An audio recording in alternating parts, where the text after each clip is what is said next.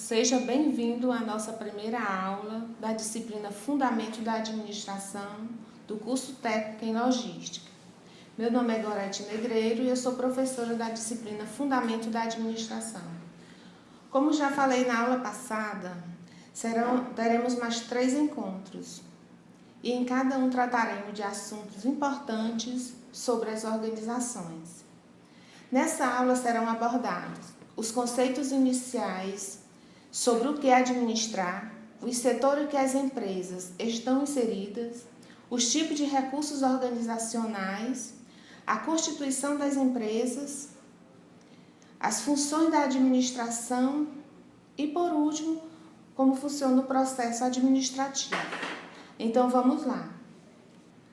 O conceito de administração. Segundo Chiavenato, a administração é o ato de trabalhar com e através de pessoas, para realizar tanto os objetivos da organização quanto de seus membros. Por meio dessa definição, podemos perceber que administrar é sincronizar as atividades da empresa realizada por pessoas e estas precisam ter seus objetivos alinhados aos objetivos da empresa. E o que são organizações? Organizações é um grupo de pessoas que trabalham em busca de objetivos comuns e não necessariamente são empresa. E por que não são empresas? Porque toda empresa é uma organização, mas nem toda organização é uma empresa. Veja, por exemplo, um time de futebol, um grupo de jovens, uma equipe de trabalho escolar, são organizações, porém não são empresas. Precisamos entender que a sociedade civil é dividida em setores. E que setores são esses? O primeiro setor é o que chamamos de iniciativa pública, caracterizada pelos governos municipais, estaduais e federais. E o segundo setor, também chamado de iniciativa privada, que são representadas pelas empresas que possuem fins lucrativos, podendo ser do setor agropecuário, industrial, comercial e de serviços. E essas empresas elas podem ser individual, sociedade anônima ou sociedade limitada. As empresas do terceiro setor são representadas pelas organizações da sociedade civil de interesse público, também é popularmente conhecida como ONGs. São entidades que defendem os interesses comuns da sociedade ou de grupos sociais. Agora vamos conhecer os recursos organizacionais, como organização é um sistema de recursos que procura realizar algum tipo de objetivo ou um conjunto. Além de objetivos e recursos, as organizações têm 2 componentes, que são os processos de transformação e a divisão do trabalho. Através desse quadro, é possível perceber que os recursos podem ser humanos, materiais, financeiros e tecnológicos. E os objetivos, produtos e serviços. Através de quê? Como isso acontece? Através do processamento de transformação e da divisão do trabalho. Então, nós veremos cada um dos recursos, os recursos humanos, né, que é o fator formado pelo principal elemento de uma empresa, que são as pessoas, e que são elas que operam as máquinas, planejam a produção, controlam os resultados e organizam todos os demais recursos da empresa. Os recursos materiais são as matérias-primas, as edificações, os maquinários e os demais recursos que permitem às empresas produzir os bens e serviços que elas se propõem. Os recursos materiais eles precisam ser gerenciados por profissionais de logística, com conhecimentos técnicos, humanos e gerenciais, que permitam melhorar a eficácia dos resultados de toda a organização. E os recursos financeiros compreende a entrada e saída de capitais da empresa e é representada pelo fluxo de caixa. Envolve contas a pagar, contas a receber, empréstimos, financiamentos e demais transações financeira que são necessárias para manter a empresa funcionando e com as contas em dias. Os recursos tecnológicos são todos os processos que permitem fabricar ou vender um produto ou prestar um serviço. Os recursos tecnológicos são aqueles equipamentos que permitem à empresa transformar a matéria-prima num produto acabado ou num serviço prestado. Como vocês podem observar, os recursos tecnológicos não necessariamente precisam ser computadores. Agora que já conhecemos o histórico das empresas, vamos aprender sobre a sua constituição. Já estudamos as diferenças entre as organizações do primeiro, do segundo e do terceiro setor e que as empresas do segundo setor têm fins lucrativos e é destinada à produção e ou comercialização de bens e serviços. Essas empresas podemos categorizar em 3 setores da economia, que seria o setor primário, que é representada pelas empresas agropecuárias, e envolve a exploração do solo e o cultivo das plantas e criação de animais. E o setor secundário, que seria as indústrias, é a transformação de matérias-primas em produtos acabados por meio do emprego de tecnologias. E o setor terciário são representados pelo comércio e as prestadoras de serviços, representado pela venda de produto e pela prestação de serviços como a saúde, educação, transporte, turismo, hospedagem, logística, enfim, todos os tipos de serviços. Então, nós já falamos bastante sobre as organizações, mas precisamos saber como a empresa é constituída. Então, vamos utilizar o organograma para melhor compreensão. Como podemos observar, o nível mais elevado é o nível estratégico ou de direção, seguido do nível tático ou intermediário.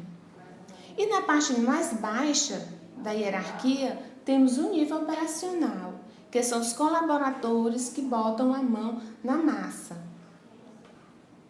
Departamentalização.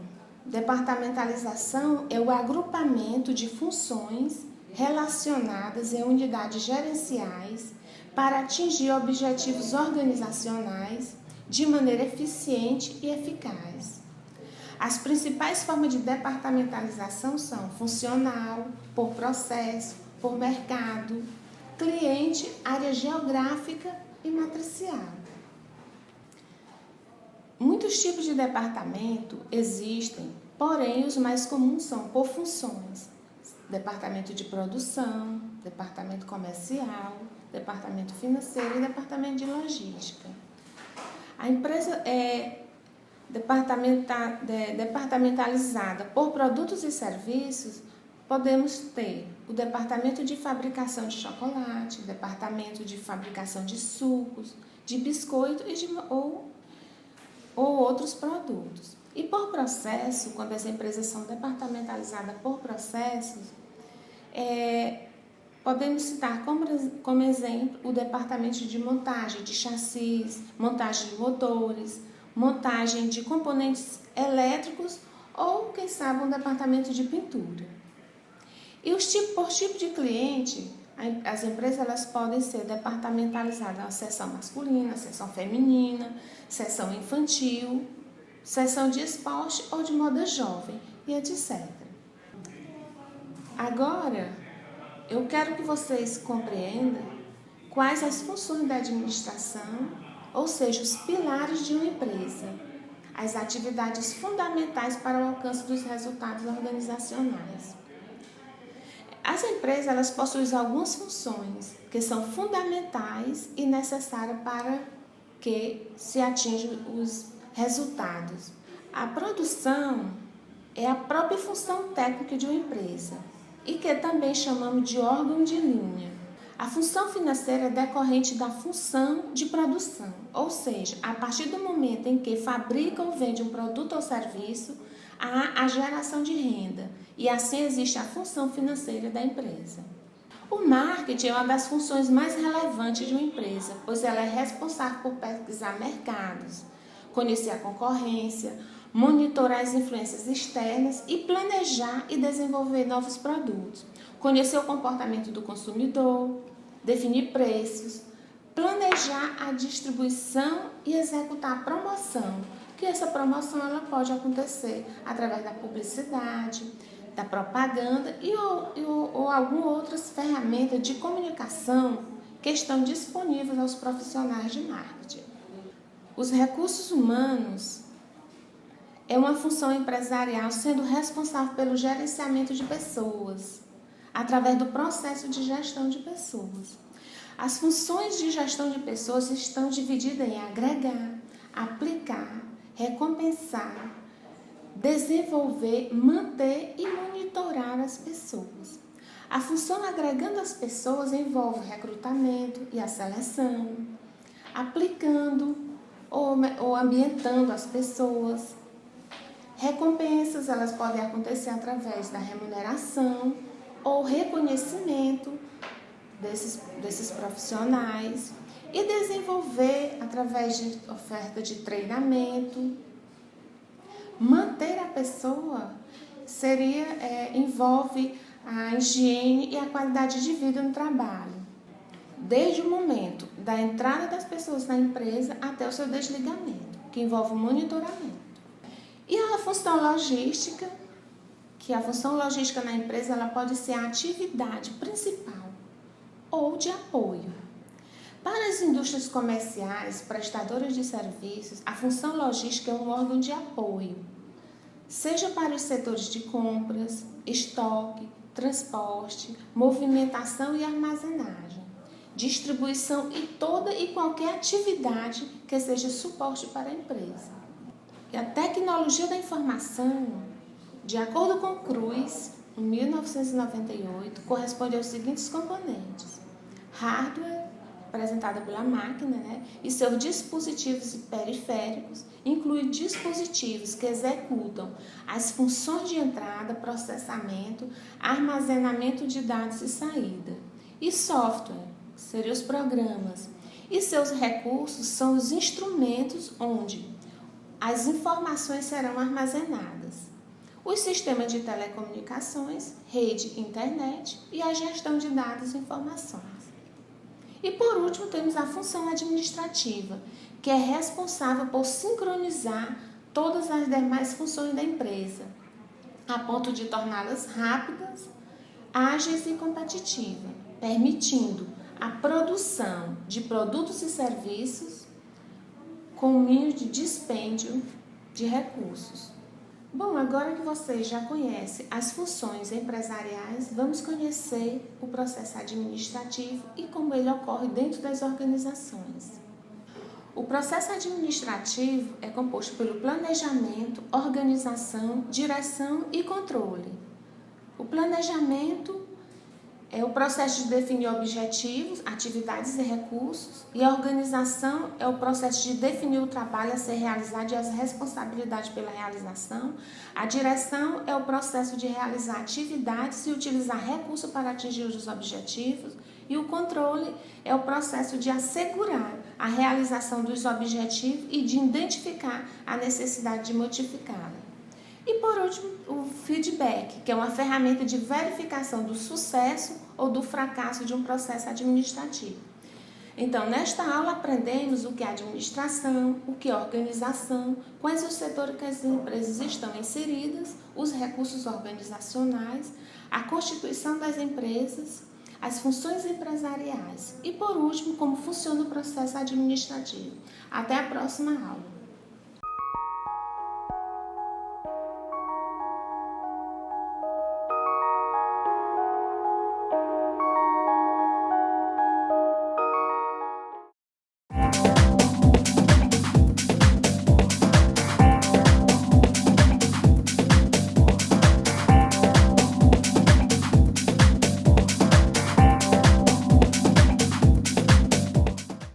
Chamo então o professor Ademir para dar início aos trabalhos e desejo a todos, em nome da Unidade Central de Recursos Humanos, um ótimo evento. Obrigado.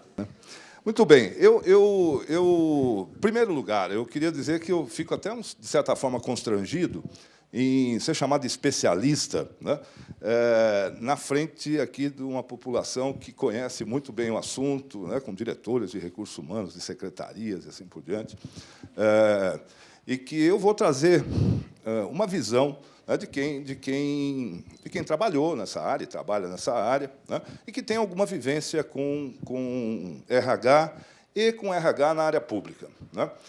Uma das coisas que o Tiago deixou de falar ali é que eu fui funcionário, né? Quer dizer, esta secretaria, né, de meio ambiente, saneamento, tal, é a minha origem profissional, inclusive, né? Foi por aqui que eu fui formado profissionalmente, meu primeiro emprego, coisa desse tipo. Eu fui funcionário da Sabesp durante 15 anos, e já faz algum tempo, eu saí de lá de 1990, né?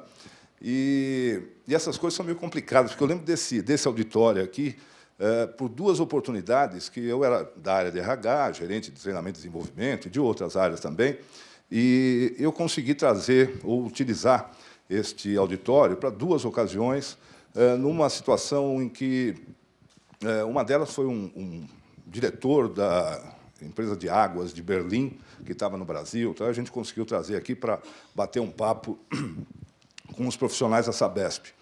E uma outra, logo depois da Constituição de 88, já dei minha idade, em que nós trouxemos o pessoal do Ministério Público, algumas pessoas do Ministério Público, para falar desse novo papel do Ministério Público e da responsabilidade civil sobre acidentes de trabalho e tal, e foi um evento bastante importante. Mas isso já faz 24 anos, brincadeira, né? Mas estamos aqui.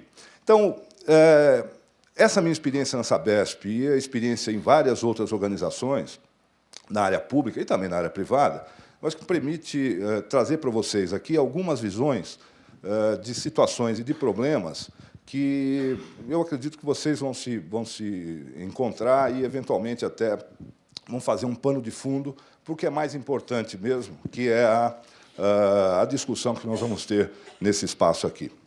Quer dizer, essa coisa, o Tiago colocou muito bem, quer dizer, todo mundo gosta de avaliar ou de ser avaliado e faz isso com naturalidade no dia a dia, né?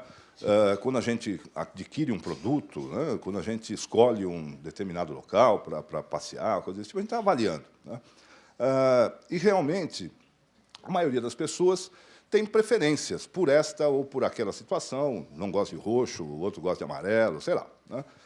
Então, essas coisas são muito comuns e a gente faz isso com grande facilidade, né? E espera também que, na organização, isto aconteça, né? É sempre bom ter feedback, né? Ter um retorno daquilo que a gente está fazendo, como é que a gente está fazendo, se está indo bem ou não está indo bem. Normalmente, a gente gosta de ouvir que está indo bem. Nem sempre a gente vai bem, né? Ou, pelo menos, não é que não vai bem, não atende àquelas expectativas que são colocadas sobre a nossa posição, sobre o nosso trabalho e tudo mais. E a grande dificuldade é justamente essa, é saber quais são essas expectativas, né? Então, quando a gente fala de avaliação, de desempenho, a gente tem que sempre perguntar, avaliar para quê, né? Quer dizer, qual que é o objetivo desse processo que está sendo colocado numa determinada organização? E a gente tem aqui, quer dizer, a primeira coisa que se faz ou se pensa num processo de avaliação é justamente melhorar o desempenho da equipe, né? Quer dizer, procurar sempre ter uma melhoria contínua, sempre fazer melhor, sempre poder atender melhor, sempre poder ter retornos ou resultados melhores. O segundo aspecto é alinhar as competências necessárias, né, as capacitações necessárias dos indivíduos àquelas necessidades da organização. E um terceiro aspecto é divulgar e estabelecer uma convergência, vamos dizer assim, entre as metas da organização e as necessidades dos indivíduos, as expectativas dos indivíduos, né? No fundo, a gente está usando o sistema de avaliação, ou deveria usar o sistema de avaliação, para tomar decisões, né? Para tomar decisões em relação às recompensas que vão ser colocadas, e aí recompensa a gente inclui aumentos salariais, promoções, né? Todos esses aspectos que dizem respeito às movimentações das pessoas na organização. E, nesse sentido, quer dizer, nada melhor do que estabelecer o objetivo e estabelecer o porquê que se vai avaliar, né? E quando a gente fala dessa coisa do porquê avaliar, a gente muda, ou deve mudar, pelo menos do meu ponto de vista, até a própria terminologia de avaliação do desempenho para o que a gente chama de gestão do desempenho, né? Ou seja, verificar, estabelecer o que é pretendido e, a partir daí, identificar quais são as lacunas existentes entre a situação atual e o que se pretende alcançar, né? E esta situação não se faz simplesmente num momento, uma vez por ano, uma vez a cada 2 anos, dependendo do procedimento, para preencher um formulário e encaminhar esse formulário para a área de recursos humanos para a promoção de determinadas recompensas ou punições, eventualmente, se isso pode acontecer, né? A gente tem que ter esses 3 aspectos aqui, né? Do planejamento, o acompanhamento e, aí sim, a avaliação. Quer dizer, realizar este processo de gestão, né, do desempenho é algo que faz com que a coisa se transforme significativamente, né?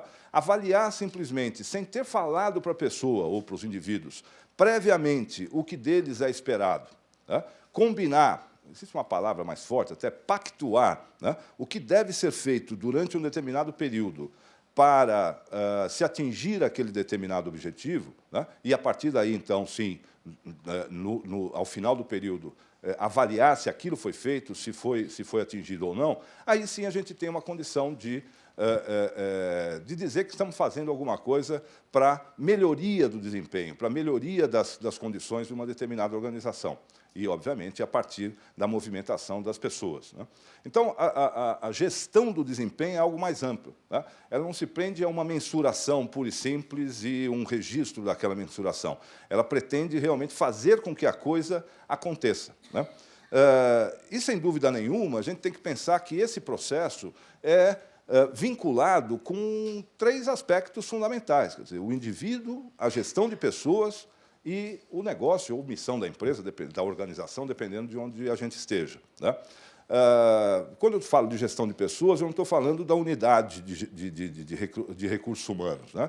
Daquele grupo de especialistas na área que vai desenvolver programas e vai acompanhar e eventualmente, até controlar o processo. Falo da gestão de pessoas com o papel do gestor, né? Um papel preponderante daquele indivíduo que está ocupando uma posição gerencial, né? Quer dizer, quem está na área de finanças, quem está numa área operacional, quem está numa área mais técnica, sei lá, né, específica de uma determinada organização, ele tem realmente a necessidade de conhecer aquele assunto que ele está atuando, mas, fundamentalmente, ele tem que conhecer as relações com as pessoas, e isso é realmente o que é mais difícil, né? Os gerentes, em muitos casos, não entendem que isto seja uma responsabilidade dele, isso é problema do RH, né? E não é um problema dele, é por meio das pessoas que as coisas acontecem, né? Um gerente só atinge o objetivo estabelecido para a área dele por meio das pessoas. Então, esse conjunto de situações deve ser considerado, quer dizer, a própria missão, né, a própria sistemática de trabalho de uma organização vai interferir significativamente no tipo de sistema de avaliação que vai ser colocado. Nós vamos ver que existem vários modelos, aí a gente vai realizar um mix desse tipo de coisa para poder atender estas situações. E, obviamente, desenvolver ou procurar desenvolver os gestores para que esse tipo de situação aconteça. Que, já adiantando aqui o debate que nós vamos ter depois, é a parte mais difícil, né? É a parte mais difícil, dadas essa premissa que se tem, né, de que o gestor não é responsável pela gestão de pessoas, né, pelas pessoas que estão ali, tá? Muito bem. Nesse sentido, a gente considera até que, no setor público, o que vem acontecendo, basicamente, em termos de avaliações, é a eliminação do gestor, né? Porque o gestor, ou porque tem essa coisa da transitoriedade muito forte, né?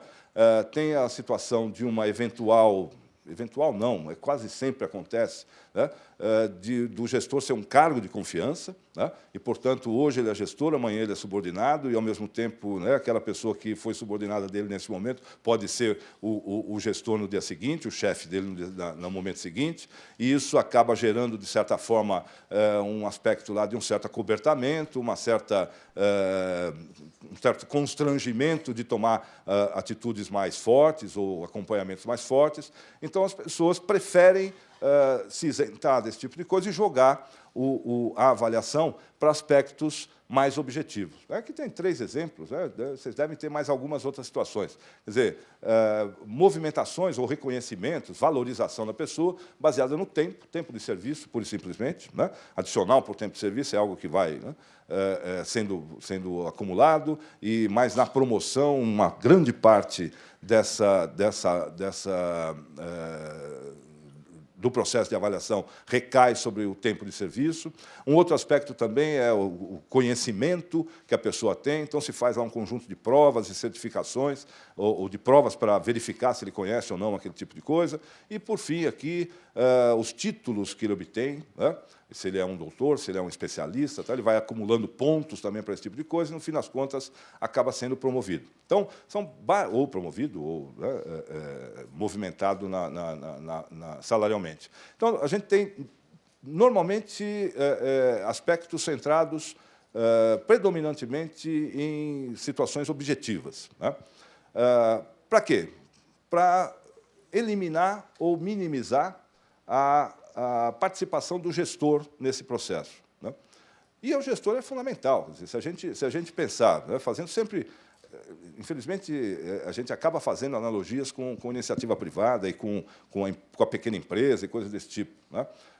Mesmo que a gente não tenha, na iniciativa privada, não tenha, ou mesmo no setor público, se a gente não tem um sistema de avaliação estruturado, como o Tiago coloca, a gente está avaliando as pessoas, a gente sabe né, quem é quem, com quem a gente pode contar, com o tipo de capacitação que determinada pessoa tem, né? Ou seja, há aspectos que não são pura e simplesmente objetivos, né? São aspectos chamados de subjetivos, que interferem significativamente na atuação da pessoa, né?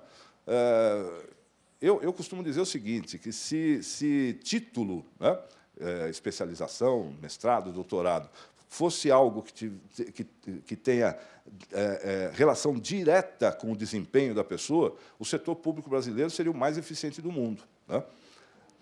Porque eu vejo, né, nas experiências que eu tenho, o pessoal extremamente capacitado, né? A pessoa vai buscar o título, vai buscar o curso, vai buscar se preparar e assim por diante, né? Só que não depende só disso, né? Nem sempre aquela pessoa titulada, aquela pessoa que tem uma formação, é a pessoa que faz a coisa acontecer, né? Às vezes, a pessoa que não tem a formação tem mais disponibilidade, compromisso, engajamento com o trabalho e não é reconhecido por um sistema desse tipo.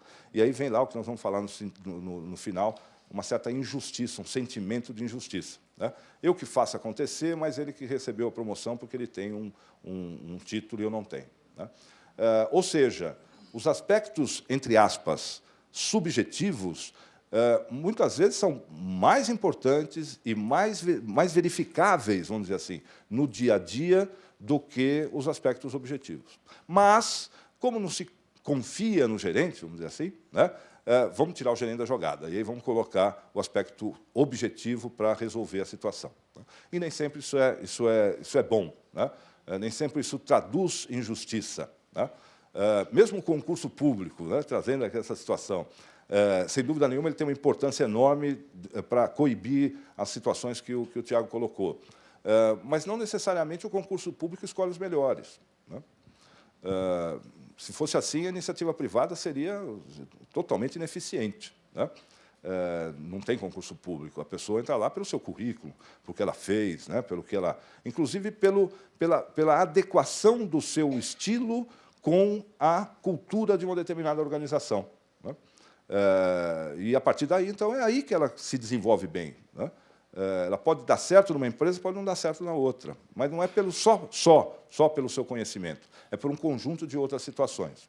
E aí eu pego um gancho para dizer o seguinte, quer dizer, a gente pela FIA mesmo, nos diversos trabalhos que nós realizamos aí na área pública e na área privada, a gente tem visto que um só item de avaliação não é uma forma adequada de realizar o processo de gestão do desempenho.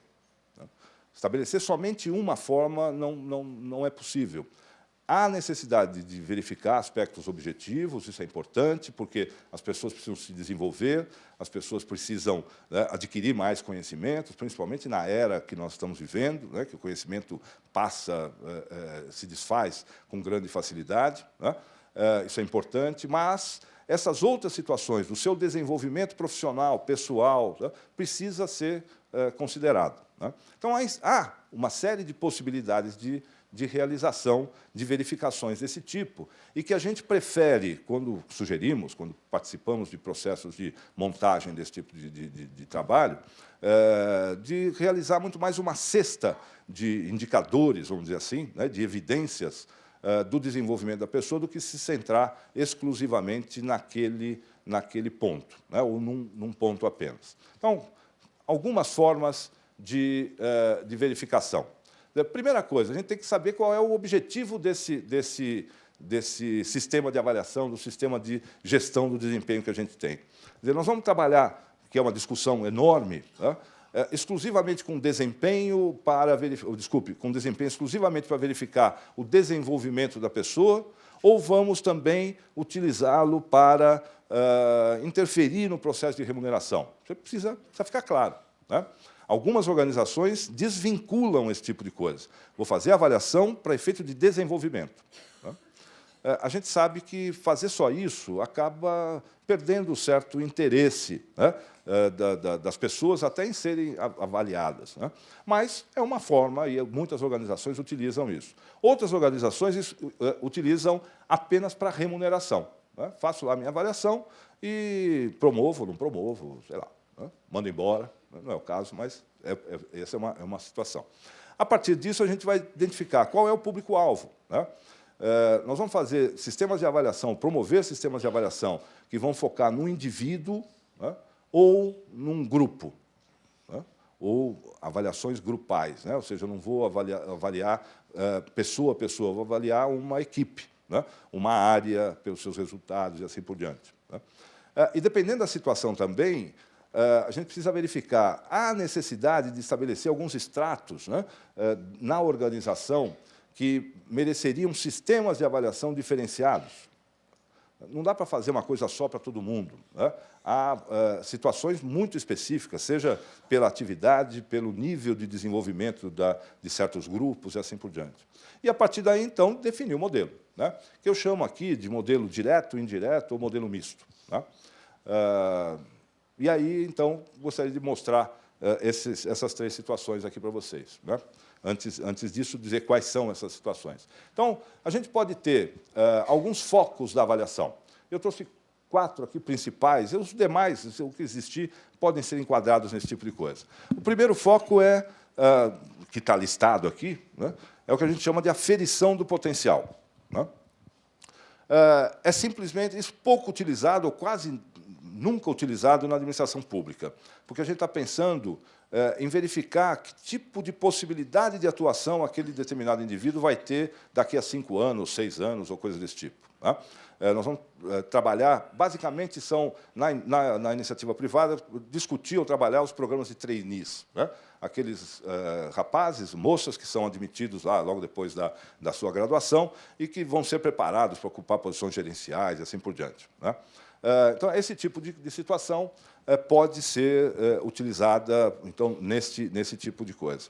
A própria FIA participou de um trabalho agora há pouco tempo com a Sabesp, e a Sabesp procurou escolher lá um grupo de pessoas que deveriam ter uma atenção, vamos dizer assim, né, para se desenvolverem como gestores no futuro. Né?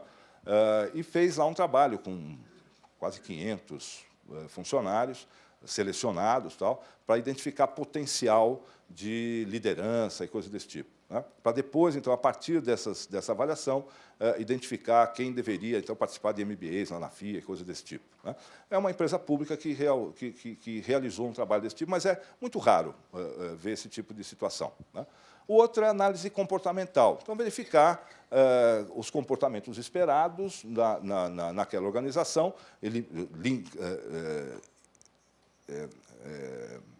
elencar esses comportamentos e passar, a partir daí, observar as situações, né, de comportamento. Estou falando de comprometimento, de engajamento, né, de colaboração e coisas desse tipo. São comportamentos das pessoas. O terceiro aspecto é o desenvolvimento profissional. É verificar como é que a pessoa aplica estas situações, né, esses comportamentos e o seu conhecimento de trabalho. Então, observar o grau de desenvolvimento e, basicamente, essa palavrinha que está colocada aqui, a maturidade profissional do indivíduo. É como ele entrega o que é esperado pela organização num determinado cargo.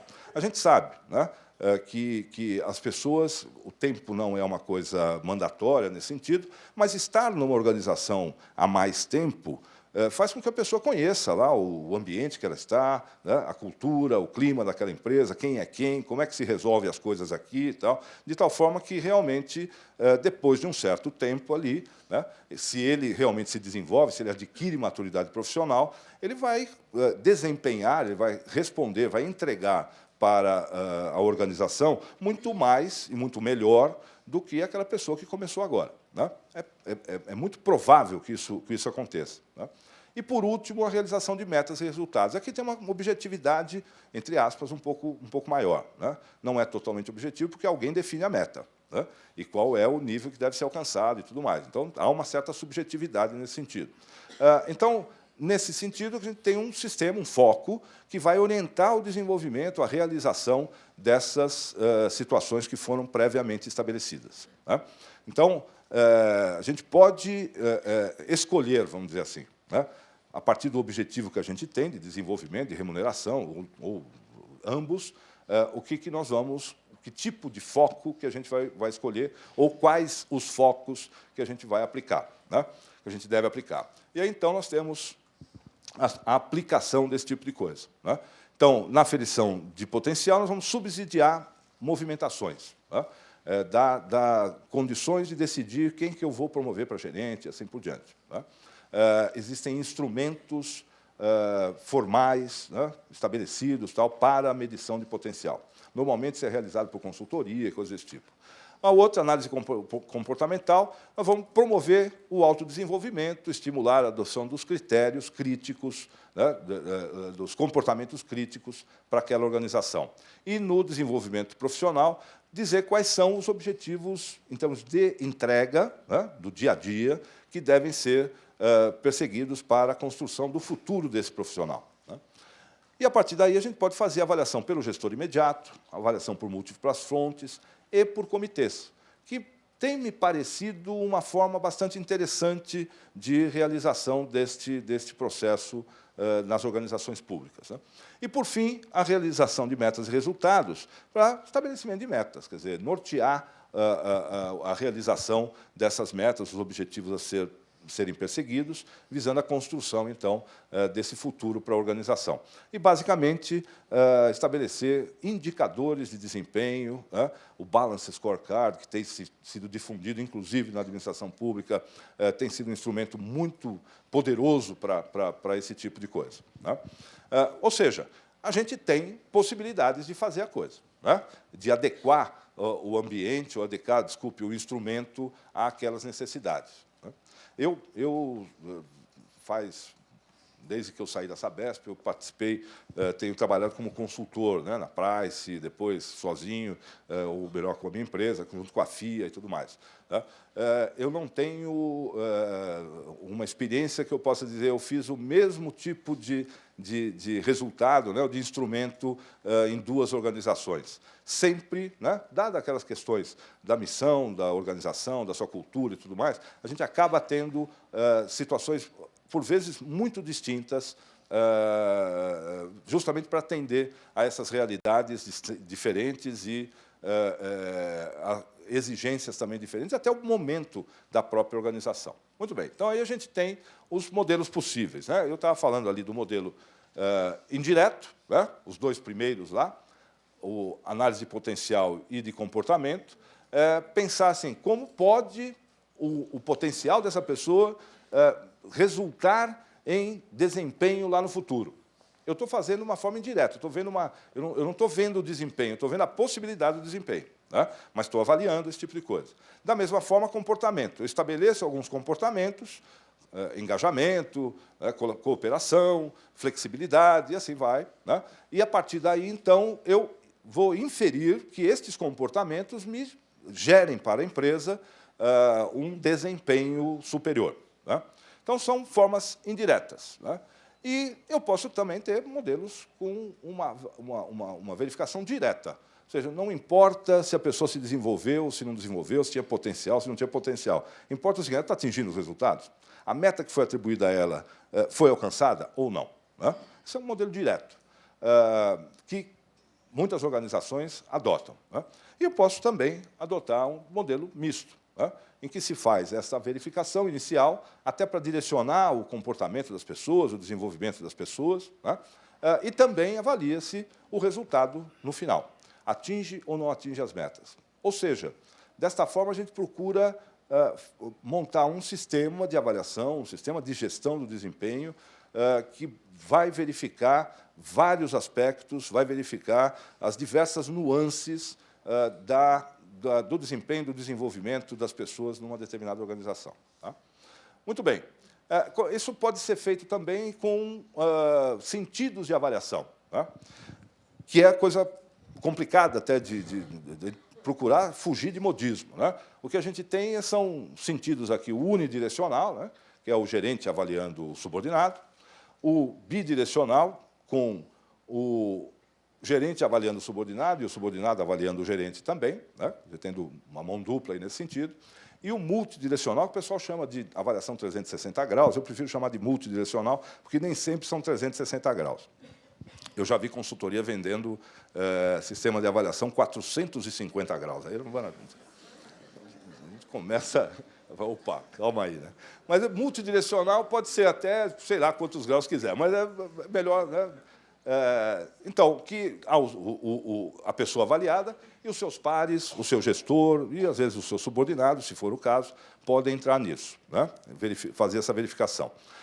Que é um sistema extremamente interessante, porque ele tira um pouco daquela situação da falta de confiança, né, vamos dizer assim, na capacidade de avaliação do gestor, né?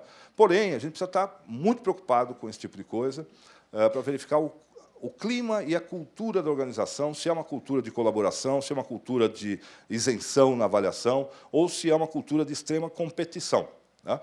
Existindo uma cultura de competição, esse sistema aqui é fadado a criar inimizades, a gerar problemas seríssimos nesse sentido. Então, precisa também, ele não é panaceia, precisa ser considerado, avaliado, né? E também não é para tudo, é para algumas situações que se colocam ali naqueles dois sistemas, né? Então, também não há uma regra. A gente precisa considerar qual é a cultura da organização, o clima da organização e, às vezes, até o clima daquela própria área, para poder implantar ou não esse tipo de sentido, né? Mas, em qualquer circunstância, em qualquer modelo, o papel do gestor, o papel da liderança é fundamental. É por isso que qualquer sistema que seja implantado, há que existir um trabalho significativo sobre a postura dos gestores nesse sentido, né? Não dá para tirar o gestor da conversa, né? Ele é o responsável por esse tipo de situação, né? Dentro desse ciclo, ele tem um primeiro papel de planejar, né? Estabelecer as expectativas, o que deve ser feito, o que você deve melhorar durante esse período, o que deve ser realizado, e estabelecer um cronograma, né, das coisas que devem ser feitas. Em segundo lugar, fazer, né, no segundo passo, um acompanhamento, periodicamente, a cada 2 meses, 3 meses, ou em situações específicas, discutir com as pessoas como é que esse plano está sendo realizado. E, por fim, né, ao final do ciclo, fazer o que a gente chama de avaliação mesmo, né? Quer dizer, o que foi realizado frente àquilo que foi estabelecido, aquilo que foi acordado ou pactuado lá no início, né? E aí, então, se fecha o ciclo e se começa o ciclo para a próxima situação. Nas minhas andanças aí, a única situação em que eu vi que existia um sistema em que excluía totalmente o chefe, o gerente desse processo, foi numa empresa privada, na Philips Lighting, eu até posso falar porque estava aberto, em que o gerente não avaliava. A pessoa fazia uma autoavaliação e discutia com um profissional de RH, né, lá da organização, que era preparado para esse tipo de situação, as situações em que ele percebia que ele não ia bem, que ele deveria melhorar, e assim por diante. E fechava com essa pessoa do RH essa parte aqui do que ele deveria melhorar. Era focado exclusivamente em desempenho, em desenvolvimento, né? E, a partir daí, então, os dois montavam um programa e apresentavam para o gerente, discutiam com o gerente esse programa de melhoria, né? Então, é uma situação completamente diferente, preparada para níveis técnicos de maior experiência, né? Os técnicos seniores e gerentes iniciantes, né? A única experiência que eu conheci em que não tinha o chefe na jogada, né, nesse processo. Então, o papel da liderança é fundamental nesse sentido. E aí entra questões como a própria direção da organização, incentivando isso e promovendo esse tipo de situação, sendo um patrocinador do processo, né? Não adianta. A gente, se a alta administração não está envolvida com o processo, realmente a coisa fica difícil, né? Há que existir tanto o envolvimento da alta administração, patrocinando isso e realmente mostrando que é importante, e, ao mesmo tempo, o corpo funcional também fazendo a sua pressão nesse sentido, exigindo, solicitando e participando efetivamente do processo. Muito bem. É importante colocar o seguinte, quer dizer, o desempenho não é uma coisa só do indivíduo, né? Há uma multiplicidade de variáveis que influenciam o desempenho. O desempenho, a característica do indivíduo é a última situação, né? A empresa acaba levando pessoas a serem mais efetivas ou não, né? É muito comum também no setor público a gente observar certas organizações, certas áreas, em que não há uma pressão, não há um incentivo à melhoria, à efetividade, assim por diante, as pessoas se acomodam e está tudo bem, fica daquele mesmo jeito. 20 anos, 30 anos se passam e a pessoa continua fazendo o mesmo tipo de trabalho, da mesma forma, sem nenhum. É muito comum, né? Infelizmente. Mas é a própria organização que não fez a coisa acontecer, né? Fez a coisa ser modificada. Então, a característica da organização, em termos da sua cultura, uma cultura de fazer com que as pessoas realmente busquem melhorias, né? Que as pessoas queiram fazer sempre algo diferenciado, né? É algo extremamente importante, né? As políticas e práticas de administração e de desenvolvimento de pessoas são políticas que levam as pessoas a buscar mais ou menos o seu desenvolvimento profissional e o seu desempenho, né? Quer dizer, se eu estabeleço uma política em que todas as promoções são feitas simplesmente por adquirir lá uma certa quantidade de horas de curso, a pessoa faz as horas de curso, é promovida e está resolvido. Para que eu vou fazer mais do que isso, né? E por aí vai. A própria imagem da organização, que os seus clientes, né, o mercado, a comunidade vê aquela organização ou exige daquela organização maior resultado, faz com que também as pessoas se movimentem. Do lado ali das tarefas, né? Quer dizer, a disponibilidade de recursos que essa organização coloca ou não coloca, né? A qualidade desses recursos, a própria infraestrutura à disposição das pessoas para realizar ou não um trabalho, interferem no desempenho da pessoa, né? E, por fim, lá uma série de situações específicas do próprio indivíduo. Os conhecimentos, a formação, né, que ele teve, formação profissional, formação acadêmica, a história dele, quais empresas que ele participou e como é que ele foi formado nesse sentido, a própria idade, escolaridade. Tem uma coisa aqui do sexo que tem gente que discute, mas porque o homem é mais efetivo que mulher, a mulher é mais efetiva que o homem, mas tem lá determinadas situações que interferem. E as próprias motivações e a personalidade. Ou seja, são características da pessoa aliadas ao ambiente em que ela trabalha e à própria condição organizacional, a situação da organização que leva a um desempenho. Né? Portanto, quer dizer, o desempenho é uma função aqui, né, que depende da capacidade da pessoa, o esforço que ela coloca para realizar alguma coisa, ou que é solicitada a realizar alguma coisa, e, no fim, também o ambiente, as oportunidades para fazer aquele tipo de coisa acontecer. Eu tenho depois alguns exemplos, mas antes dos exemplos eu queria só colocar mais um slide que fala aqui da percepção de justiça. É uma extraída aqui de dois autores, do Rego e do Souto, mas que eu acho que são fundamentais para alguma coisa nesse sentido, dos sistemas de avaliação, e não só sistemas de avaliação, darem certo. Né? Primeiro, o que ele chama de justiça distributiva. Né?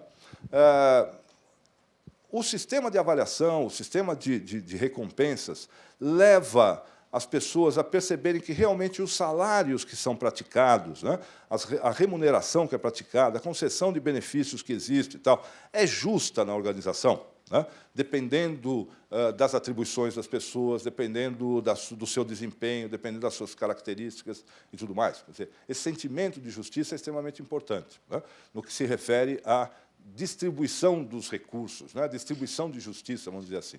Segundo, é procedimental, né, ou seja, o processo de avaliação é um processo que é considerado adequado, né, para alcançar os objetivos. Né.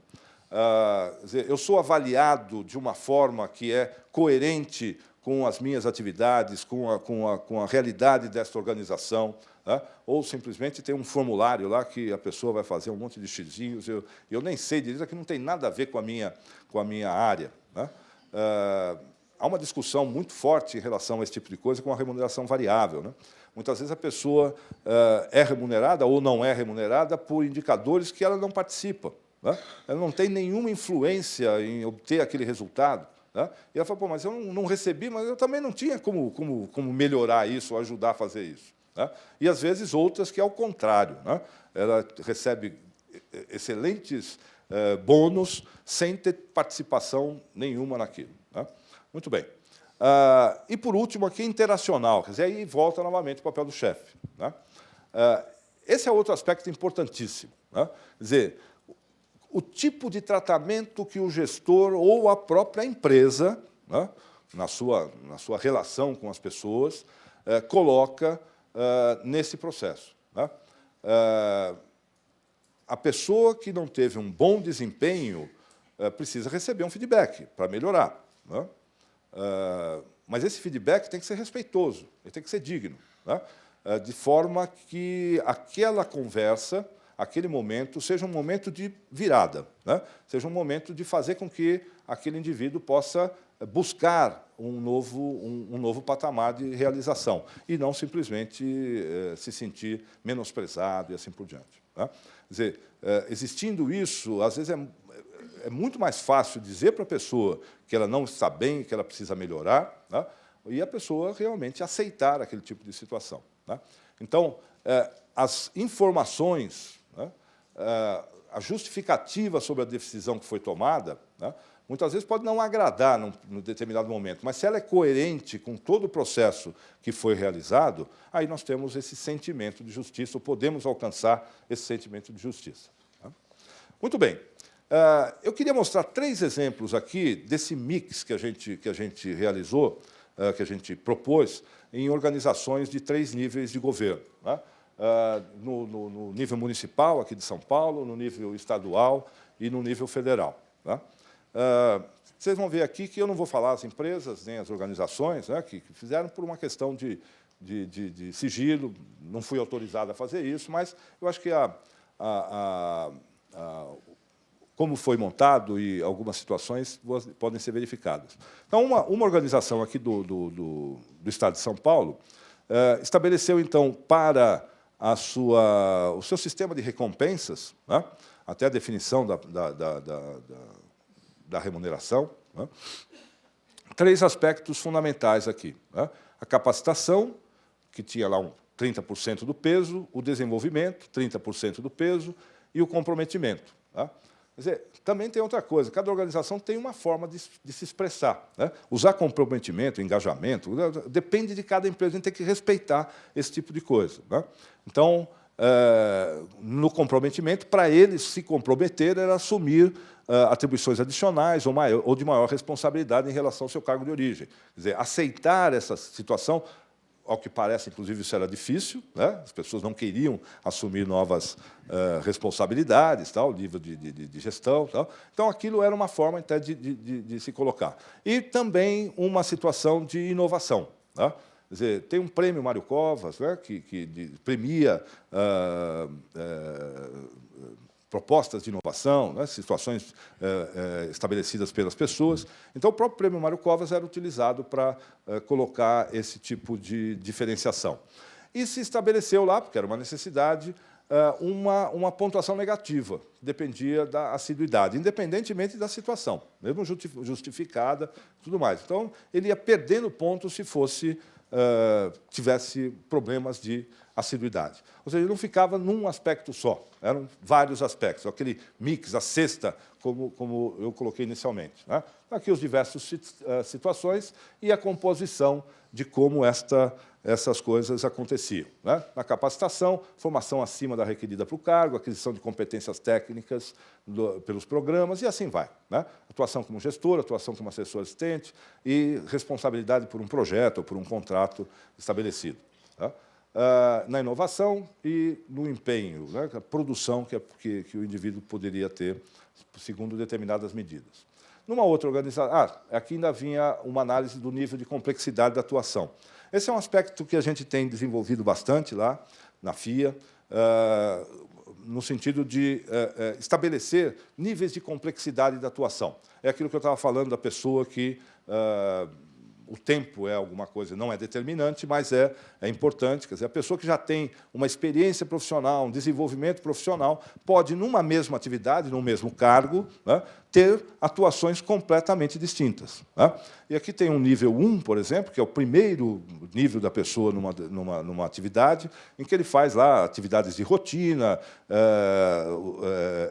atua como apoio e sempre solicita supervisão de alguma pessoa, até um nível mais elevado, ou um nível mais elevado naquela atividade, em que ele traz conhecimentos para a organização, ele é uma referência no assunto internamente e externamente à sua atividade, ele representa a organização na sua atividade, na sua especialidade, em conselhos, em grupos de discussão e assim por diante. Né? Então, a avaliação da atuação dele frente a estas situações colocadas também merece lá uma certa pontuação. Vocês veem que são aspectos que podem ser considerados subjetivos. Tá? Podem ser considerados subjetivos. Porém, eles têm uma carga de objetividade. A grande vantagem de sistemas desse tipo é que a gente procura estabelecer lá algumas evidências de atuação que podem levar à caracterização do tipo, do nível de entrega daquela pessoa. Esta é uma típica situação que poderia ser utilizada aquela avaliação multidirecional, dependendo, obviamente, da cultura, do clima daquela empresa ou daquela organização. Uma outra organização em que se colocou lá 4 formas de avaliação.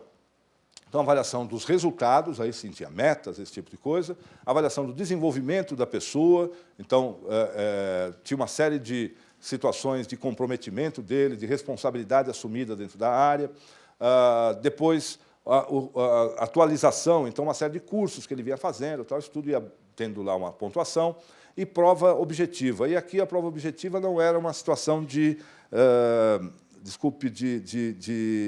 tipo concurso público, né, em que conhecimentos gerais, tal. Não, era conhecimento dos procedimentos da empresa e da própria empresa. Né? Então, tinha lá uma série de questões feitas sobre a empresa, sobre os problemas da empresa, tal, que a pessoa devia estudar, e tudo preparado inicialmente. Tal. O objetivo era fazer com que as pessoas se envolvessem mais com a organização e os seus programas. Né?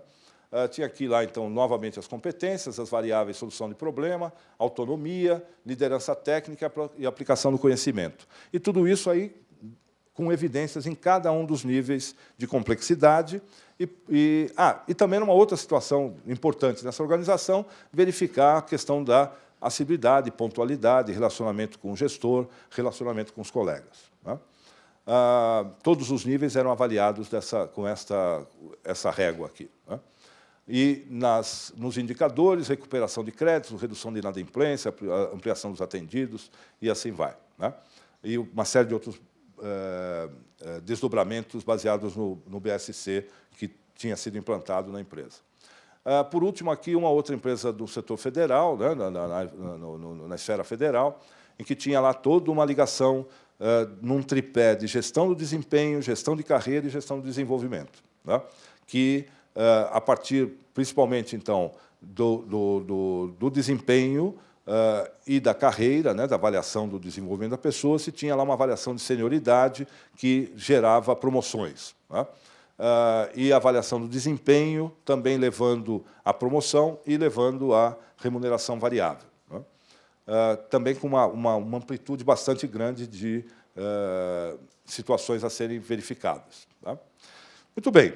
Aqui depois tem as bibliografias utilizadas aí para...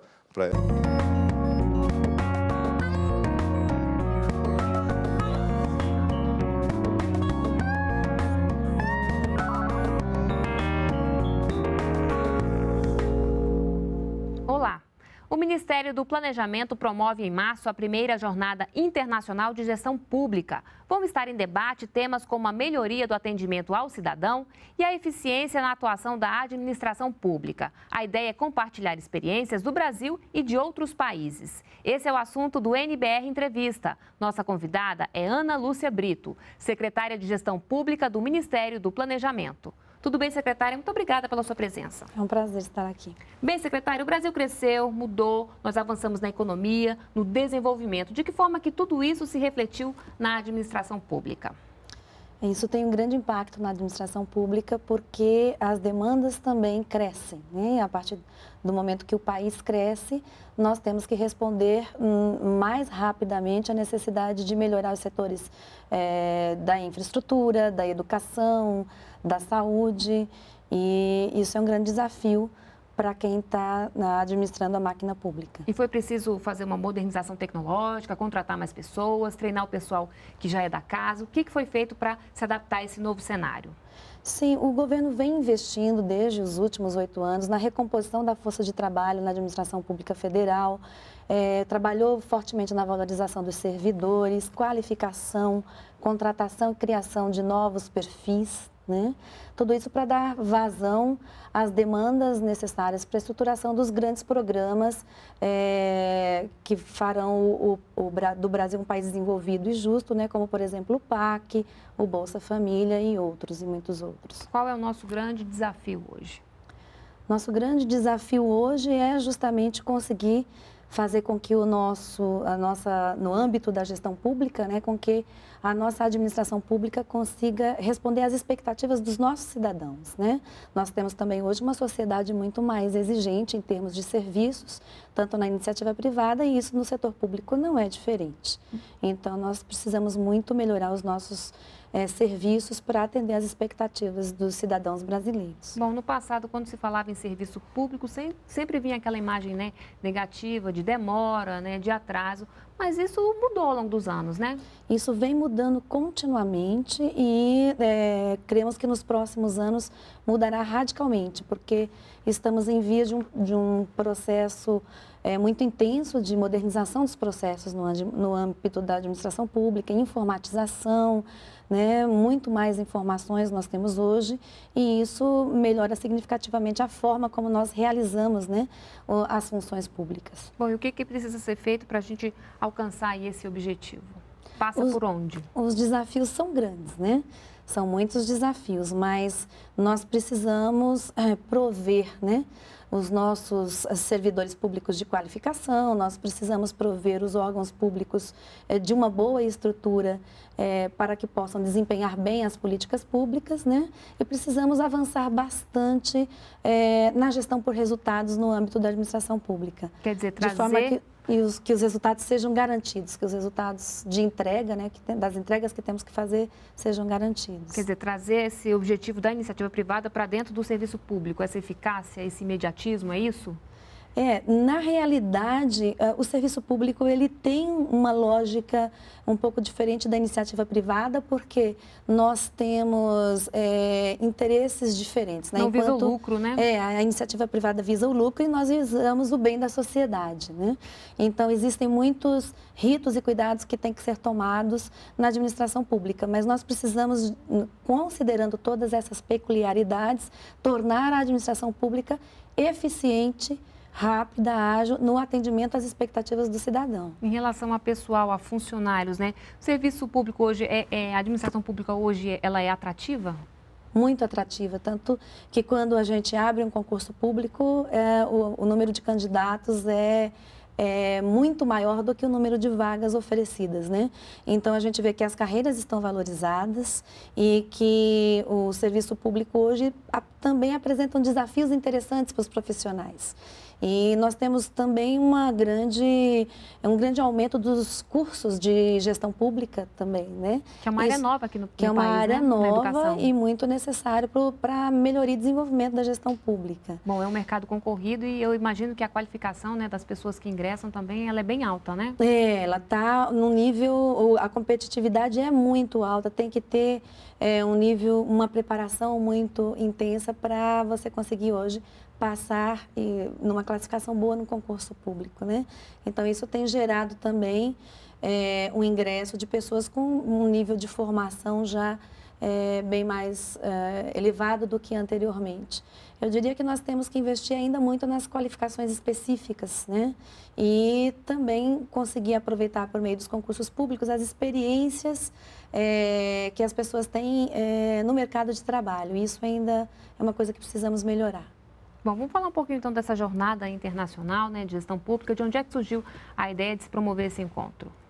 Esse encontro é um encontro que sempre tem sido solicitado nas diversas instâncias, esferas, no meio da administração pública. Então, os estados sempre nos cobravam um evento promovido pelo governo federal e a gente também sente necessidade em razão de que quando você promove um debate, uma reflexão nesse nível e traz pessoas experientes, tanto da academia como autoridades que têm a experiência de aplicação dos conceitos de administração na gestão, no setor público, e coloca essas pessoas juntos debatendo, a gente, além de consolidar as experiências vividas, nós promovemos ali um ambiente de inovação, de criatividade, um ambiente próprio para a gente vislumbrar novas soluções para os problemas a serem enfrentados.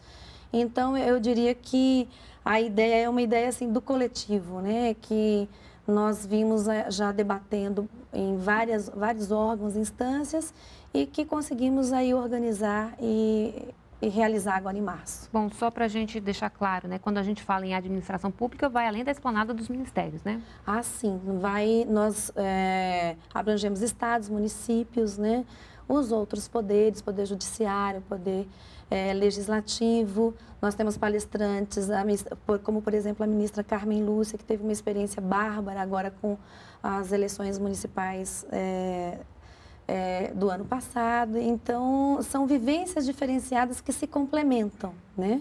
E troca de ideias e conhecimentos para que a gente possa, na prática, propor novas soluções e melhorar ainda mais o grande objetivo, que é a melhoria dos serviços públicos. E há esse interesse também por parte dos estados e dos municípios? Muito, muito grande. O interesse dos estados, nós temos uma relação muito forte com os secretários de gestão dos estados e também com as associações de municípios, e tudo que o governo federal organiza nessa área é de muito interesse deles, porque é uma fonte, né, tanto de conhecimento quanto de experiências, e eles acabam aplicando várias experiências nossas na administração estadual e municipal. Assim como nós também aproveitamos várias experiências bem-sucedidas nos estados e nos municípios, né?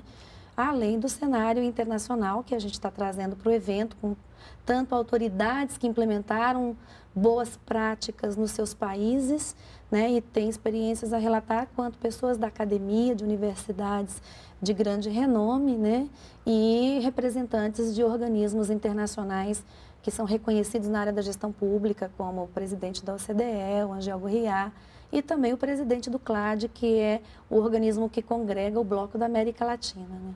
O que o Brasil tem para ensinar e o que o Brasil tem para aprender nessa área? O Brasil tem excelentes práticas nessa área, como, por exemplo, a urna eletrônica. O mundo inteiro vem aqui conhecer o nosso processo de votação, a eficiência que temos nisso é inquestionável. A rapidez, né? A rapidez e nós sabemos muito mais rapidamente do que muitos países desenvolvidos quem é o nosso presidente, quem é o nosso deputado eleito, né?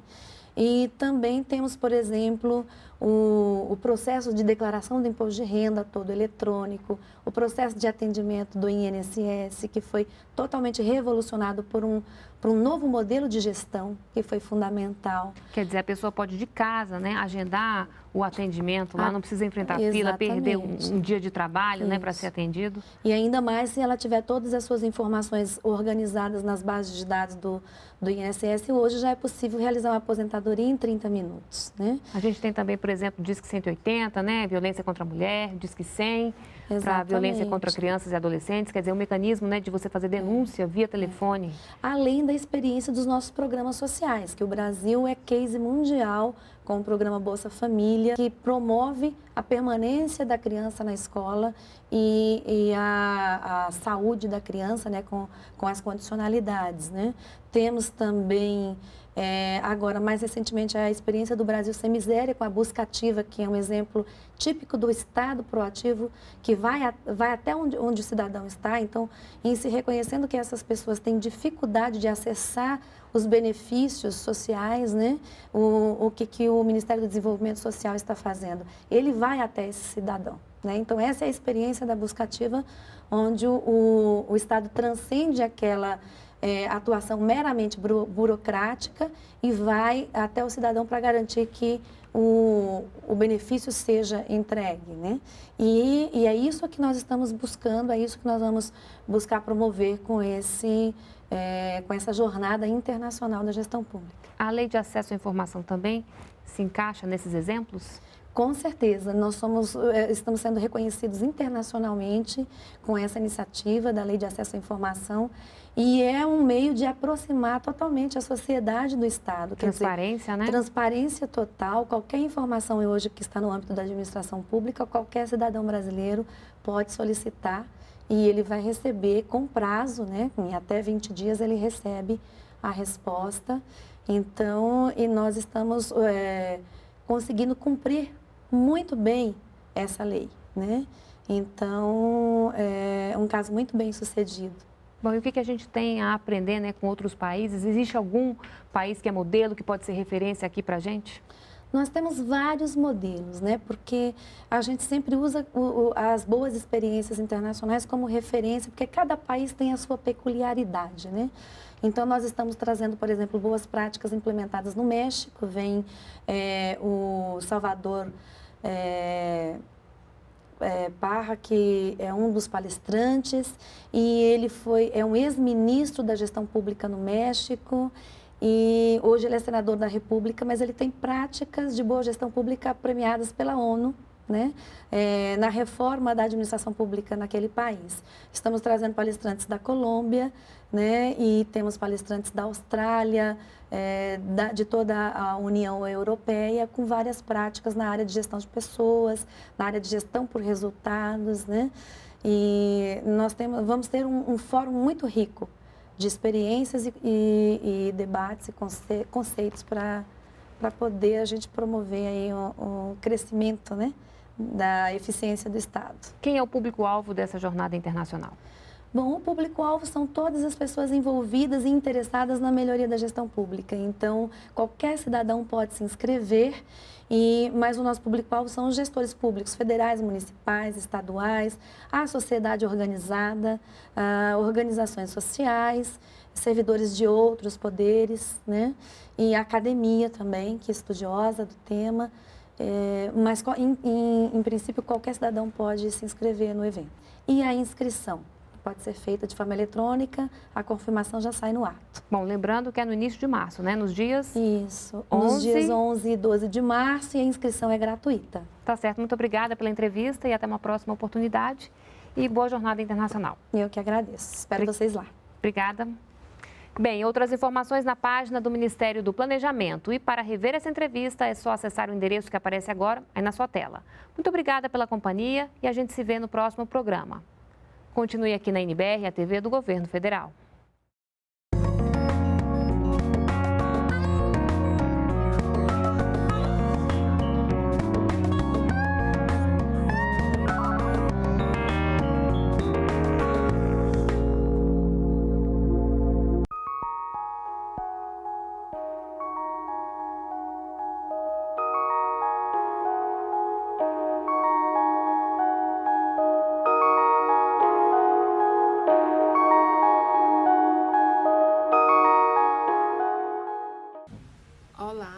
Seja bem-vindo à nossa segunda aula de Fundamento da Administração.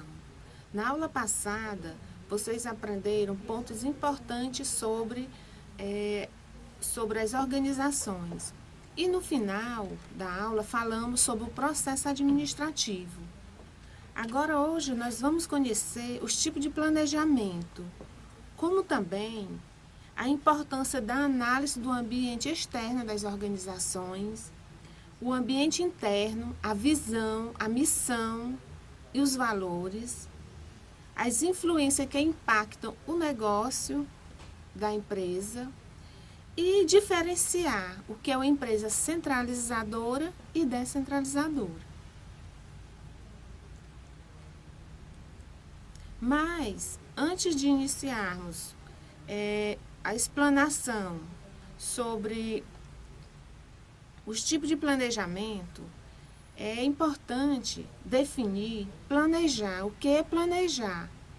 Planejar, segundo Chiavenato, significa olhar para frente, visualizar o futuro e o que deverá ser feito, elaborar bons planos e ajudar as pessoas a fazer hoje as ações necessárias para melhor enfrentar os desafios do amanhã. Agora que você já sabe o que é planejar, vamos conhecer os tipos de planejamento. O planejamento, ele pode ser estratégico, tático e operacional. O planejamento estratégico ocorre no nível institucional, ele é de longo prazo e abrange a organização como um todo. E o planejamento tático ocorre no nível intermediário, é de médio prazo e a nível de departamento. Quem decide são os gerentes de departamento. E o planejamento operacional ocorre no nível operacional e é de curto prazo e aborda cada operação em separado. Agora, iremos conhecer a importância da análise do ambiente externo das organizações. Quando se administra o negócio, devemos reconhecer a existência de influências externas que podem afetar positiva ou negativamente a empresa. Tudo depende de como você observa as mudanças que ocorrem no ambiente externo e toma decisões estratégicas para a sua empresa. O gráfico, ele mostra a organização e as suas influências externas. As empresas, elas são sistemas abertos, por possuir interação com os fatores externos. Tal constatação é derivada da teoria dos sistemas, que nos ensina que as empresas elas dependem das condições ambientais para iniciar, desenvolver e prosperar no mercado. Então, é importante fazer a análise do ambiente externo para não errar quando da tomada de decisão. Por exemplo, a abertura de um empreendimento ela é muito importante, essa análise, tendo em vista que é importante verificar se na região existe uma mão de obra qualificada, o público que vai consumir o produto ou serviço, se as instalações e se é um local de fácil acesso. Enfim, a análise ela é importante sempre dentro das organizações para que as tomadas de decisões ocorra de maneira assertiva. E agora vamos conhecer os ambientes organizacionais. Os ambientes que as empresas estão localizadas no macroambiente e microambiente. Então, o macroambiente é o efeito genérico e abrangente para todas as organizações. Elas escapam do controle, da previsão e da compreensão das organizações. E o microambiente é mais próximo e imediato da organização, do qual obtém suas entradas e no qual coloca suas saídas ou resultados. Através do gráfico, da figura, os ambientes organizacionais, vocês podem observar que o macroambiente é constituído das forças sociais maiores, como as forças econômicas, legais, sociais, demográficas e tecnológicas. São forças maiores que o administrador ele não tem uma habilidade para lidar com essas forças. Já o microambiente, o ambiente de tarefa, ele é constituído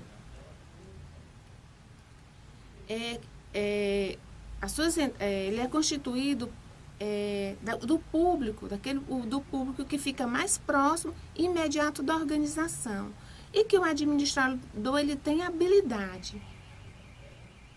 E ele é constituído das pessoas, a comunidade, as agências reguladoras, os fornecedores, os clientes, os concorrentes.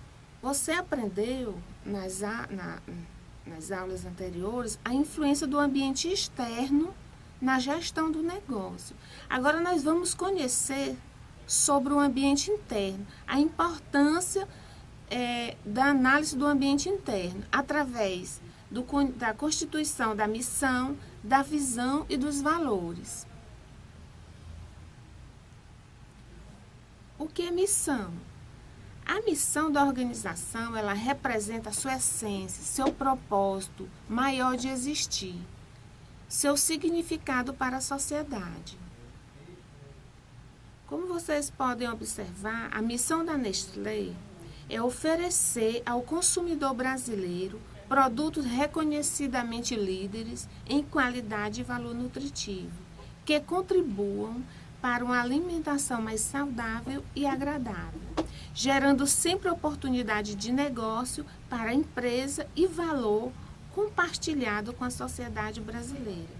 Ou seja, a missão, nesse caso, ele mostra toda a sua essência, o propósito da empresa existir e qual é o seu significado para a sociedade. E o que é a visão?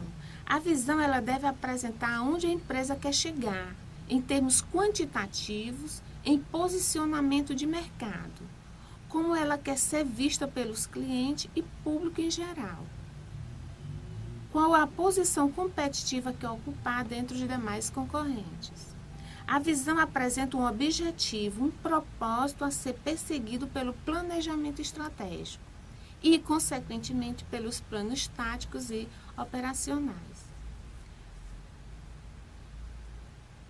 E os valores? Os valores são os princípios, sentimentos, crenças e filosofia que regem o comportamento do negócio.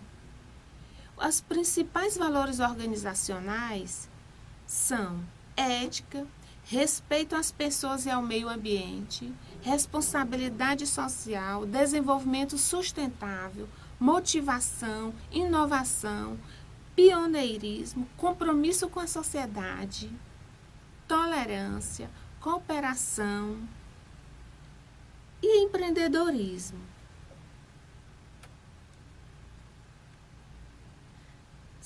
Você já aprendeu a analisar o ambiente externo das organizações e monitorar suas influências. Agora é necessário que entenda como realizar o diagnóstico do ambiente interno e avaliar as forças e fraquezas.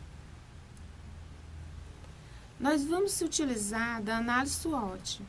É uma ferramenta de diagnóstico interno e externo do ambiente organizacional, cujo objetivo é analisar o ambiente e auxiliar na compreensão das mudanças ocorridas no ambiente externo, com o intuito de coletar as oportunidades que estão surgindo no mercado e incorporar aos planos da empresa. Essas forças e fraquezas, elas estão diretamente relacionadas ao ambiente interno da empresa, tratando-se dos pontos fortes e fracos da organização. Como exemplo de força e fraqueza, temos as estratégias organizacionais, o perfil dos colaboradores, aquisição de equipamento, atitude do público interno, a cultura organizacional, as crenças, costumes e valores e a gestão do conhecimento. As ameaças e oportunidades. Conhecer as ameaças e as oportunidades é conhecer o ambiente externo da organização, ou seja, visualizar as mudanças que ocorrem na economia, na tecnologia, no meio ambiente, nas leis, políticas, fornecedores, concorrente principalmente ao mercado consumidor. E exemplo de ameaça e oportunidade, nós temos a alteração no mercado, o comportamento do consumidor, as novas tecnologias, novas leis e regulamentos, o perfil do mercado de trabalho, enfim, o poder na sociedade civil organizada. Agora, veja como é importante conhecer como as atitudes administrativas podem impactar a gestão do negócio.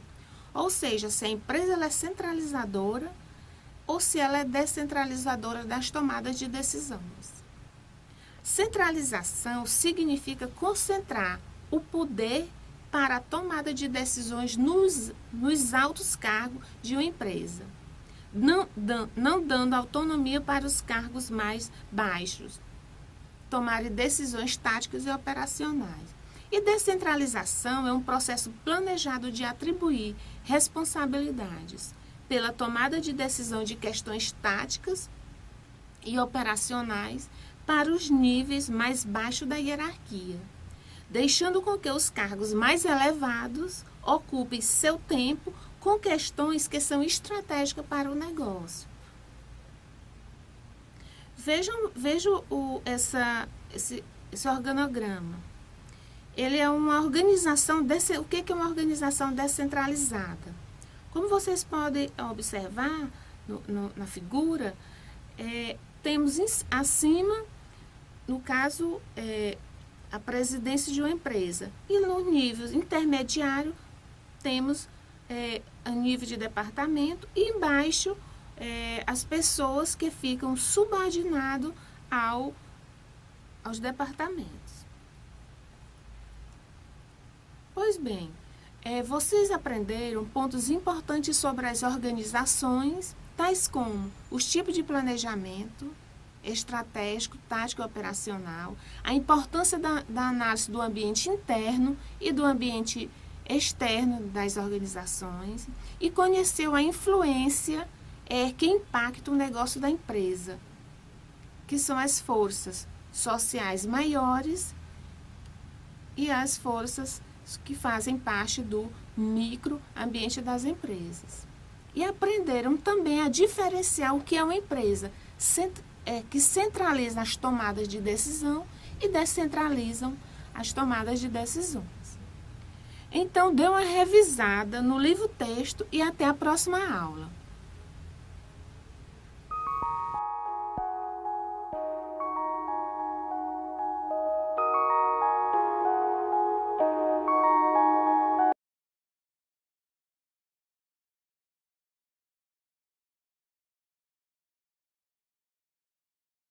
Um dos problemas é que, para se pensar em gestão de pessoas,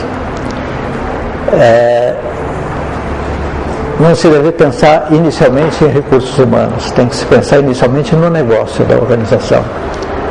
Então, eu vou ter um perfil de recursos humanos de acordo com o negócio da organização. Né? Então, eu só posso pensar em atividade de RH, ou o nome que queiram, gestão de pessoas, gestão de talento. Eu preciso primeiro pensar no negócio da empresa. Qual é o negócio da empresa?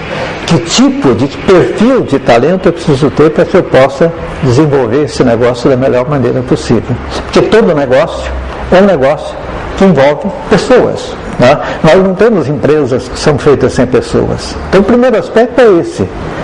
Qual é o negócio? Como abordar as pessoas, né? O perfil das pessoas, o perfil dos talentos que eu tenho, para poder, então, servir ao negócio da organização. E há muitas empresas que têm muita gente, mas têm poucos talentos. Então, não se pode contar muito com pessoas sem a devida capacitação.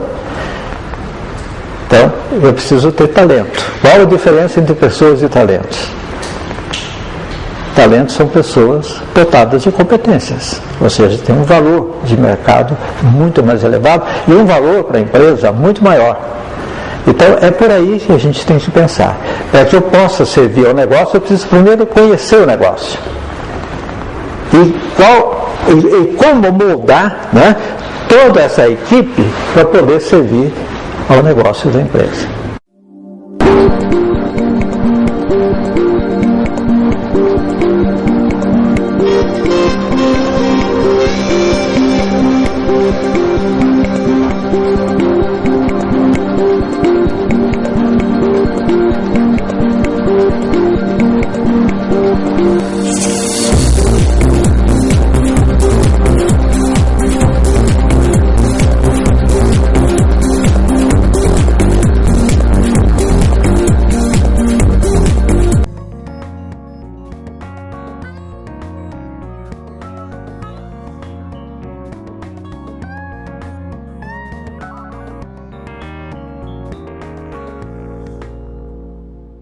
Olá!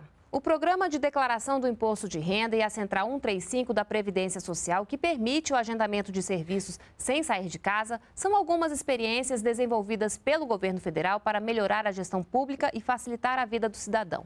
Sobre o assunto, vamos conversar no NBR Entrevista com Walter Correia, chefe da Assessoria Especial para a Modernização da Gestão do Ministério do Planejamento. Olá, seja bem-vindo ao NBR Entrevista. Eu é que agradeço.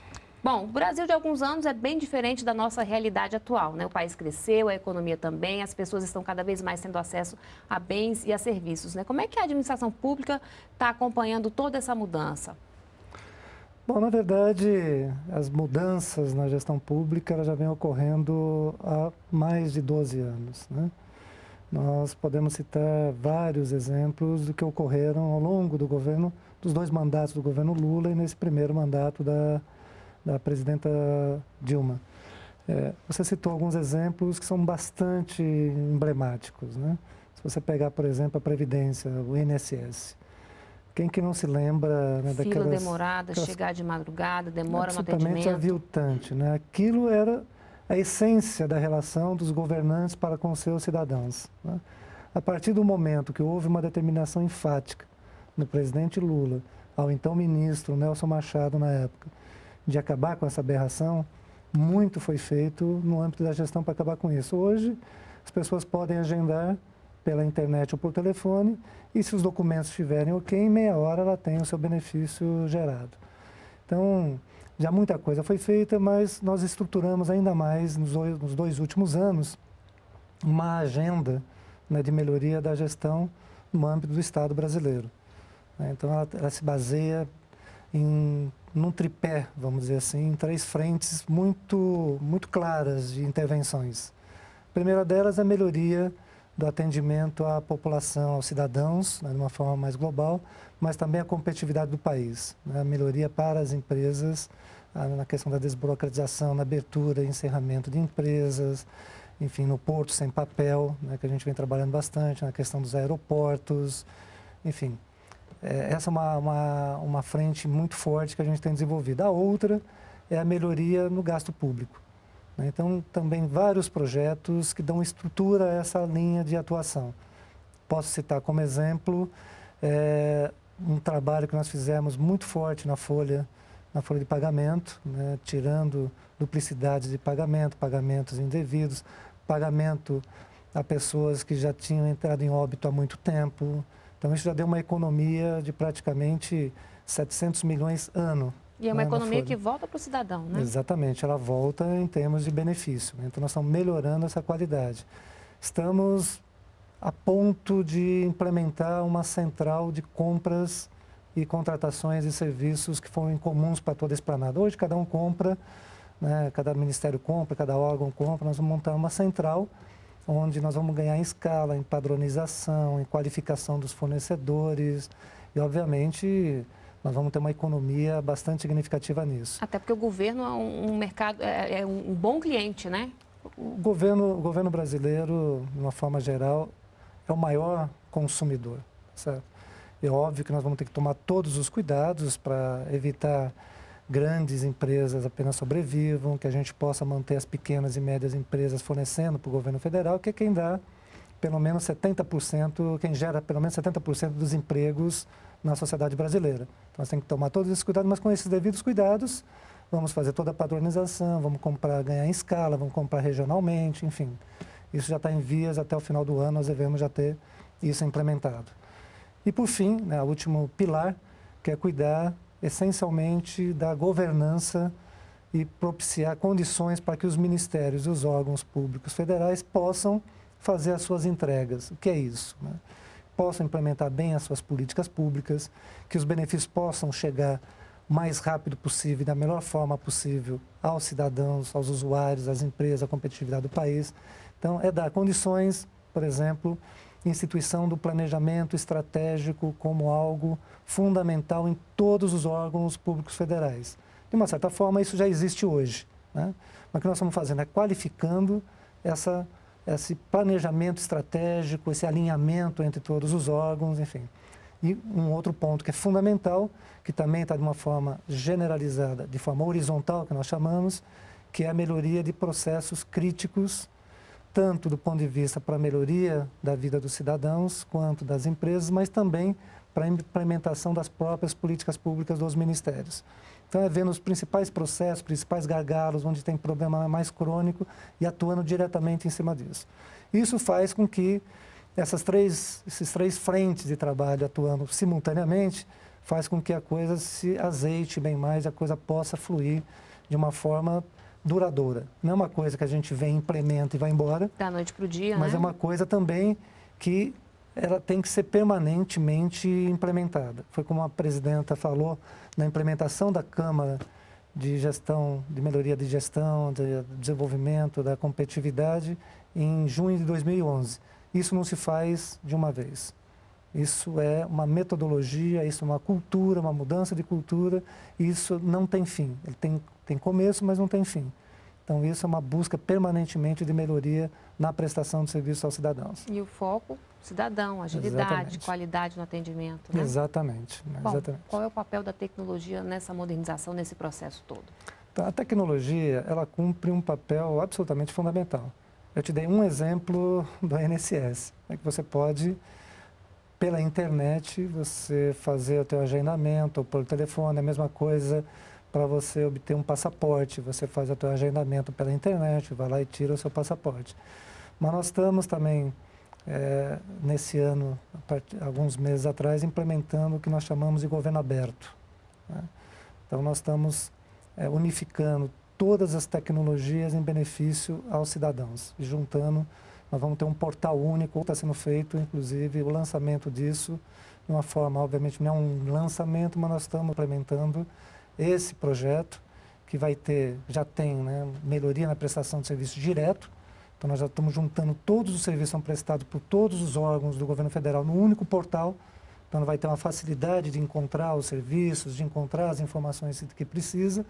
E estamos trabalhando com todos os outros ministérios para aumentar o nível de serviços dentro do sistema tecnológico, ou seja, via internet, via web, para poder chegar ao serviço lá na casa do cidadão, onde ele realmente precisa de serviço, sem precisar se deslocar, né, da sua residência para os órgãos públicos, enfim. Então, a tecnologia, ela exerce um papel, primeiro, de melhorar a qualidade da prestação de serviço, mas melhorar também o nível das informações que a população precisa, melhorar a qualidade da prestação de contas, né, daquilo que é produzido ou não, né, pelos órgãos públicos, melhorar a transparência, né, dos atos do governo não só federal, mas do Estado brasileiro. Então, enfim, a tecnologia, ela é algo absolutamente indispensável hoje na vida das pessoas e de todo mundo. Bom, a meta do Ministério do Planejamento é, além de estimular, né, essas boas práticas, é também divulgá-las, não é isso? Por isso Exatamente. vocês estão promovendo aí um ciclo de eventos chamado Gestão em Destaque, não é isso? Dentre uma das ações que nós temos nessa agenda, né, na qual eu mencionei, por exemplo, a questão da governança, né, de melhoria das condições dos ministérios poderem atuar para poder fazer as suas várias entregas, né, para a sociedade, nós temos uma ação que é identificar em cada local da esplanada ou eventualmente de outros governos ou de outros locais, boas práticas na área da gestão que possam ser disseminadas. Então, eu vou te dar alguns exemplos. Nós temos nessa área de monitoramento de planos estratégicos, por exemplo, né? Temos ministérios que têm desenvolvido essa ferramenta já há algum tempo. E nós estamos vendo, nesse trabalho que nós estamos desenvolvendo, vendo que tem outros ministérios tentando desenvolver ou adquirir no mercado uma ferramenta que não necessariamente vai ser tão boa quanto que já existe. Só que falta o quê? Falta o conhecimento, falta a disseminação desses projetos para que todo mundo possa conhecer e saber que eles existem. Nós já temos uma gama hoje de softwares, né, vamos dizer assim, softwares públicos que estão disponíveis para os governos estaduais e municípios, né, disponibilizado pelo governo federal, mas que internamente também, dentro das nossos respectivos órgãos, a unidade de trabalho, nós temos coisas acontecendo todos os dias. Então, nós queremos fazer o quê com isso? Pelo menos, mensalmente, nós trazemos uma boa prática, né, na área de gestão, para que possa ser conhecido, não só, né, pelos funcionários ou pelos gestores do governo federal, mas também pela própria população, ou pelos governos de estados, ou os outros entes federais, até os outros poderes também, puderem utilizar. Além da esplanada, né? Exatamente. Recentemente, através de um benchmark que nós temos feito para buscar um bom sistema para controle de processos, nós fomos descobrir lá no TRF4, né, que está nos disponibilizando isso. Nós já estamos fazendo um piloto com o GDF, né, e com outras instituições, para que todo mundo esteja dentro de um sistema único no país, que a gente possa controlar os processos administrativos. Que a gente possa ganhar tempo, mas também disponibilizar informações que as pessoas possam acompanhar e ter as informações adequadas também sobre os seus processos administrativos. Então, através dessa atividade, vamos dizer assim, que nós vamos começar a desenvolver, a ideia é que a gente possa ter maior debate, maior transparência também, que as pessoas possam conhecer e disseminar, implementar nos seus respectivos órgãos de interesse. Bom, a gente falou um pouquinho, né, porque aqui em Brasília tudo é perto, né, quando a gente fala dos poderes, né? Mas e como é que fica com estados e municípios, né? Como é que é essa relação, esse diálogo, né? Esse levar esse conhecimento aí a mais para estados e municípios? Como é que é isso hoje? Nós assinamos, na última jornada de gestão, a ministra Miriam assinou com o presidente do CONSAD, que é o Conselho de Secretarias de Gestão de todos os estados, um protocolo de trabalho de melhoria da gestão. Então, ali tem uma série de frentes onde nós estamos trabalhando conjuntamente. Então, tem coisas que nós estamos desenvolvendo, como eu disse, né, de novos sistemas, ou novas práticas, ou novas fórmulas de se fazer a gestão. Nós estamos fazendo isso também em conjunto com os estados. Com os municípios, lá na ponta, nós temos uma outra gama de trabalho também, via estados, né, onde a gente possa estar aportando determinadas tecnologias. Eu falei dos softwares públicos, mas não só. Nós temos financiamentos específicos para a melhoria da gestão nos municípios, que é feito através do BNDES e através do Ministério da Fazenda, né, que são programas específicos para a melhoria da gestão das administrações municipais. E, obviamente, que a gente tem protocolos de interesse que temos trabalhado frequentemente. Pra você ter uma ideia, nesse protocolo que foi assinado pela ministra Miriam, junto com o presidente do CONSAD, estavam os 27 estados, né, presentes, e todos eles assinaram esse protocolo e a gente já vem trabalhando isso já há algum tempo. O Brasil também troca experiência com outros países? Trocamos sim. O Brasil hoje ele é presidente do Congresso Latino-Americano de Desenvolvimento, o CLAD, né? E ali nós temos representado todos os países da América Latina, da América Central, alguns, e mais Espanha e Portugal. E ali nós nos reunimos anualmente, né, para trocar todas as experiências, ficamos reunidos levamos as principais práticas de gestão nesse fórum, onde nós apresentamos, debatemos, discutimos e tentamos implementar nos respectivos países aquilo que tem de melhor. Temos também um bom nível de relacionamento com a OCDE, que é já da Europa, com os países europeus, onde a gente também tem uma troca de experiências constantemente. Então a gente está atento, né? Nós estamos atentos ao que está acontecendo no Brasil e no mundo, né? Na América do Sul, mas não só, né? Nos países também europeus, estamos aprendendo também com os problemas que estão tendo lá recentemente no âmbito da gestão, tá certo? Então nós também usamos isso como um aprendizado para que a gente não cometa erros, né, que eventualmente possamos evitar na área da gestão. Vamos cometer erros novos, né, mas os erros já conhecidos e velhos a gente vai tentar evitar. Tá certo, então. Muito obrigada pela sua participação aqui no NBR Entrevista. Eu que agradeço, estou sempre à disposição. Até uma próxima oportunidade. Muito obrigado. Outras informações na página do Ministério do Planejamento. E para rever essa entrevista, é só acessar o endereço que aparece agora aí na sua tela. Muito obrigada pela companhia e a gente se vê no próximo programa. Continue aqui na NBR, a TV do Governo Federal.